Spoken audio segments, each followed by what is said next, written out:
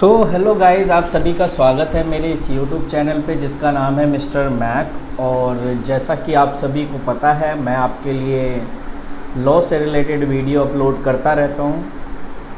तो उसी सीरीज़ में आज की जो वीडियो है वो वॉइड एग्रीमेंट से रिलेटेड है।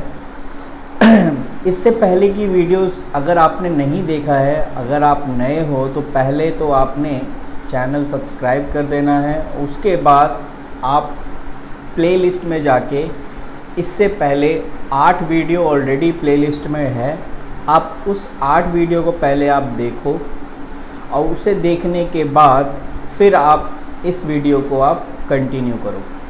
उसमें इससे पहले की भी वीडियोस में कहीं वॉइस की इश्यूज़ हो सकती है, इसीलिए आप जो है ईयरफोन का आप इस्तेमाल कर सकते हो, जिससे आपको थोड़ा सा क्लैरिटी आ जाएगा।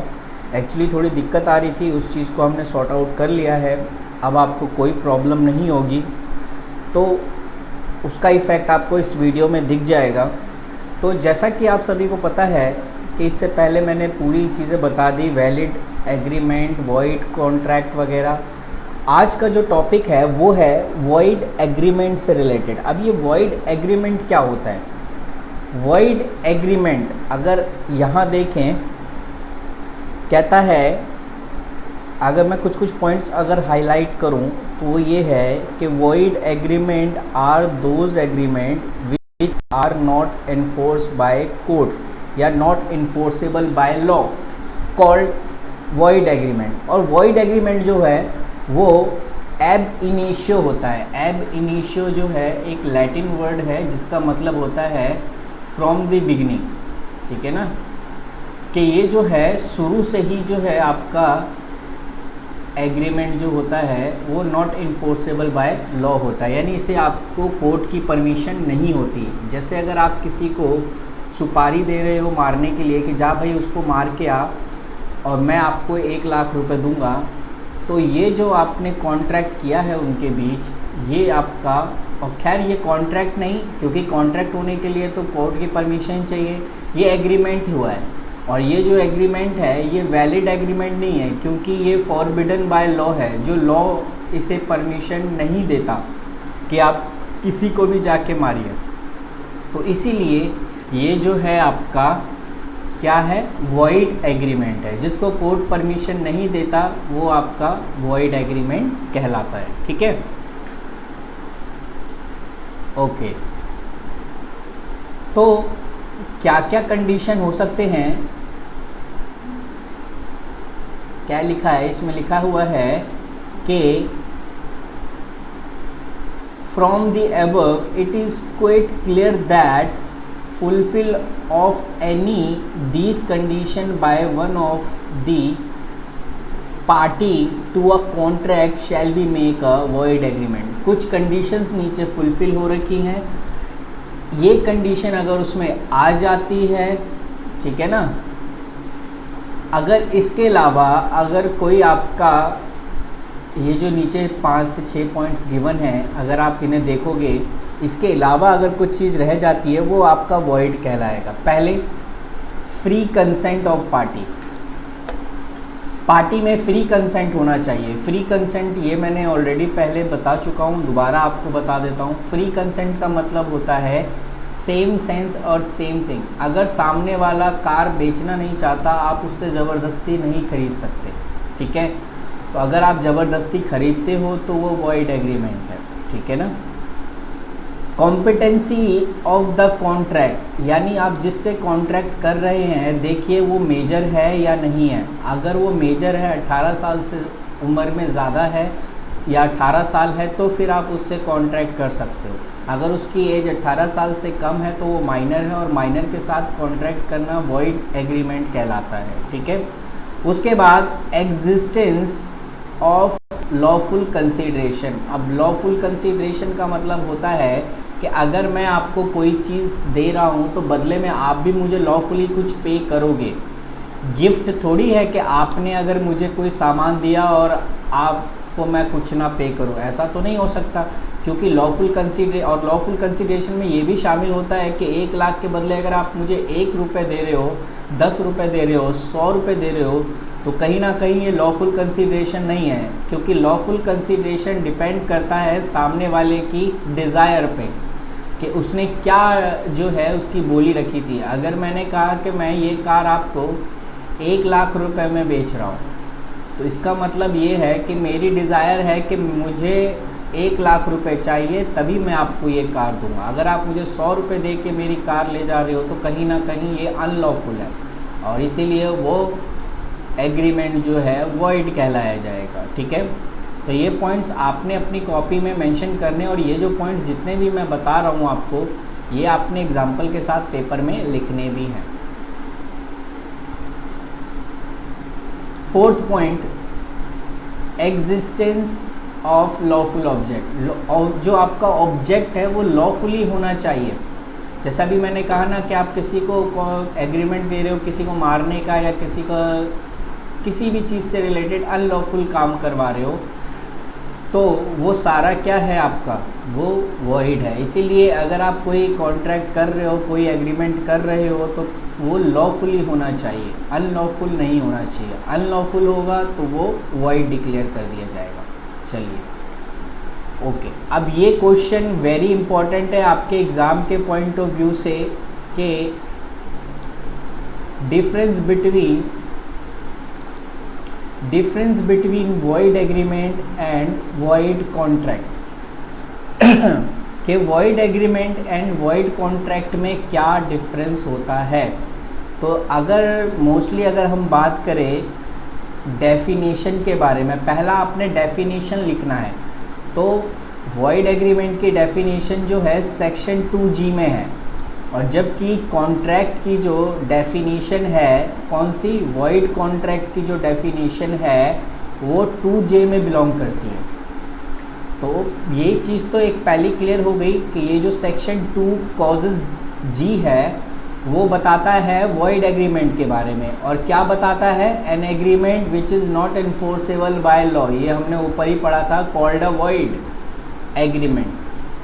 और अगर हम वॉइड कॉन्ट्रैक्ट के बारे में बात करें, इसका मतलब वॉइड कॉन्ट्रैक्ट हुआ है, इसका मतलब है आपका एग्रीमेंट वैलिड था, एग्रीमेंट आपका वैलिड था, लेकिन कोई सर्कमस्टेंस की वजह से आपका वो कॉन्ट्रैक्ट वॉइड हो गया। अगर मैं आपको इस तरीके से एग्जांपल दूं, आप ऐसे देखो कि सपोज़ करिए, जैसा कि अभी मैं आपसे कह रहा था कि मिस्टर ए ने कार बेची बी को 1,00,000 रुपए में, और कहा ये कार आपको 2 दिन बाद डिलीवर हो जाएगा।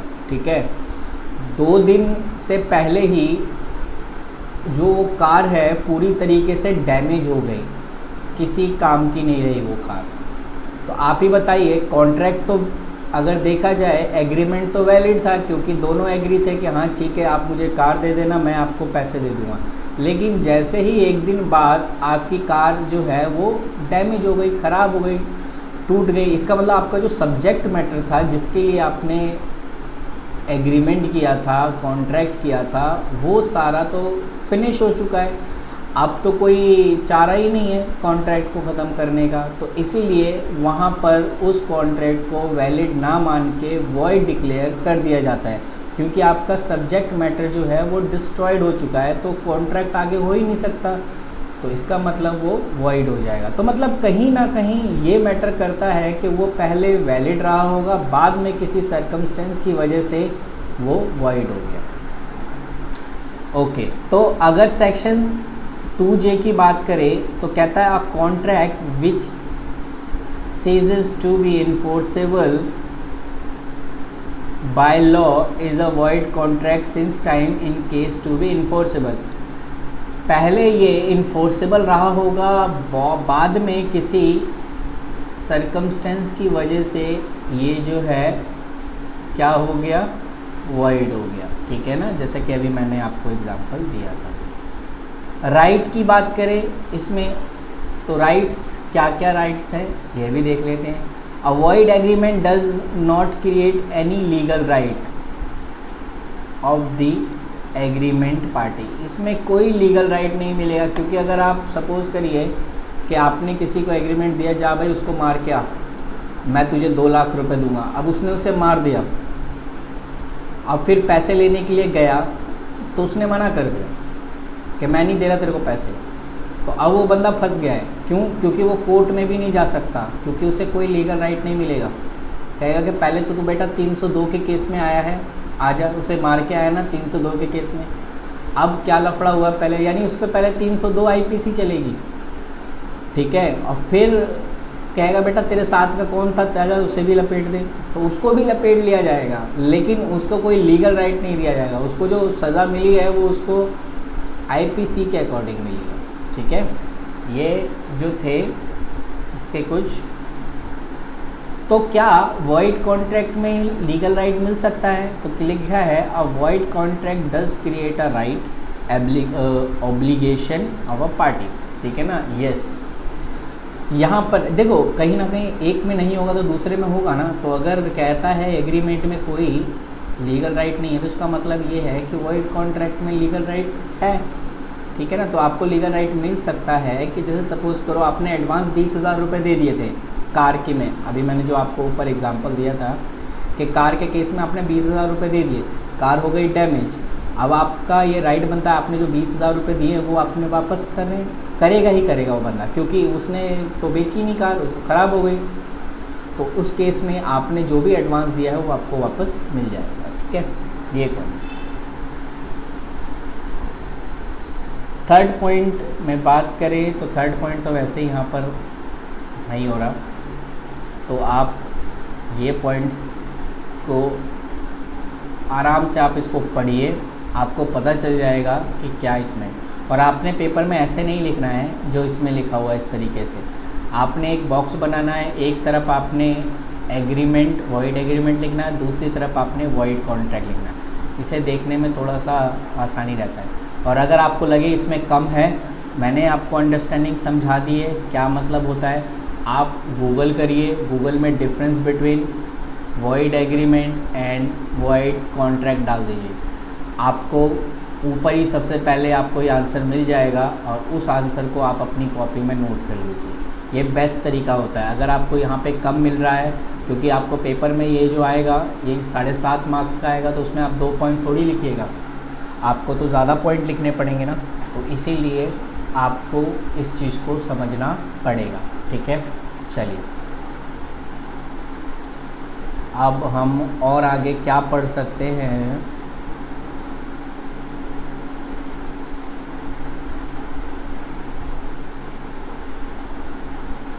मैं आपको एग्ज़ाम के पॉइंट ऑफ व्यू से बता रहा हूँ, ये सारी चीज़ें आपके पढ़ने के लायक नहीं है, मैं पहले ही बता रहा हूँ, ये सिर्फ ऐसे ही है, ठीक है। और अगर आपको शौक़ है पढ़ने का तो आप पढ़ सकते हो, बाकी ऐसा कुछ नहीं है।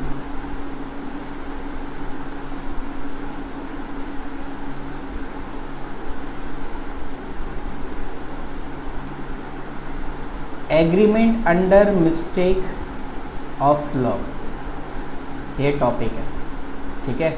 ये हम अगली क्लास में पढ़ेंगे इसके बारे में, मिस्टेक ऑफ लॉ के बारे में। इससे पहले का जो वॉइड का जो टॉपिक था ये मैंने ऑलरेडी आपको अच्छे से समझा दिया है, आपको किसी चीज़ की दिक्कत नहीं होगी, इसकी मेरे को गारंटी है पूरी। और ऑब्वियसली आपको ये वीडियो भी पसंद आएगी। तो अगर आप नए हो या आपके किसी फ्रेंड्स को इसकी ज़रूरत हो तो प्लीज़ आप शेयर करिए उनसे, ठीक है, ताकि उनके लिए भी हेल्पफुल हो जाए। तो मिलते हैं नेक्स्ट वीडियो में, क्योंकि क्या है ना, मैं टॉपिक वाइज टॉपिक करा रहा हूँ। तो अगर मैं वॉइड एग्रीमेंट के बारे में करा रहा हूँ तो मैंने आपके वॉइड एग्रीमेंट का टॉपिक ख़त्म कर दिया है। नेक्स्ट जो है आपका agreement under mistake of law होगा, ठीक है। तो चलिए मिलते हैं आपसे अगले वीडियो में। Thank you.